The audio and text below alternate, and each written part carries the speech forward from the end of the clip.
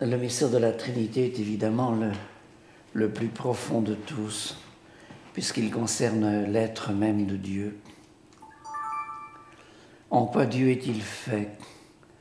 Pour parler simplement, les seuls termes que nous ayons sur ce sujet nous viennent des épîtres de Saint Jean, où il nous dit que Dieu est lumière et que Dieu est amour. Ce sont les termes que l'on retrouve dans le témoignage de quantité de ceux que l'on a cru morts et qui sont revenus à la vie de ce monde. Ils ont rencontré cette source de lumière, cette source d'amour. Ils en sont à la fois éblouis, écrasés d'amour, disent-ils quelquefois, ne sachant pas quel terme trouver, irradiés par cet amour infini. Et alors, pour Dieu qui est amour, le bonheur suprême, c'est d'aimer, c'est de mettre en acte ce qu'il est par son être même, amour.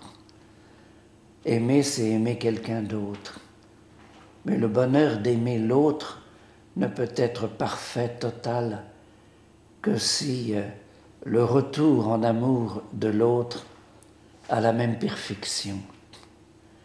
Il faut donc que l'autre rende à Dieu le Père un amour aussi parfait que celui qu'il a reçu.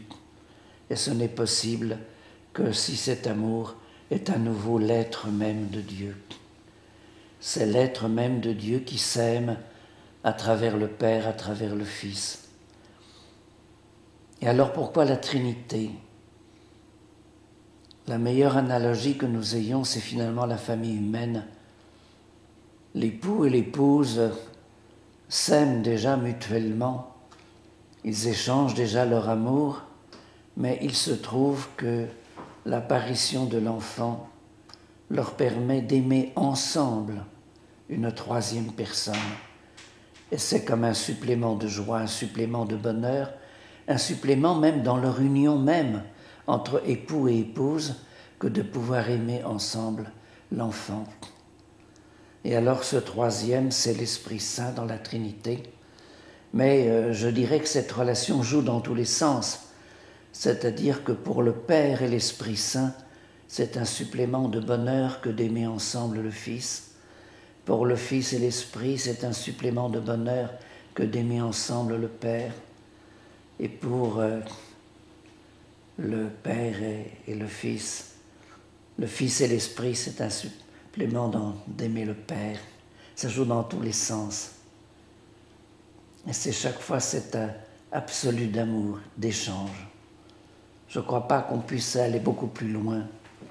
Et c'est ce que les mystiques nous disent. Assez souvent, ils ont entrevu ce mystère de la Trinité. Ils témoignent qu'il est réel, qu'il y a bien ces trois sources d'amour, mais que l'amour est le même, c'est celui de la nature divine elle-même.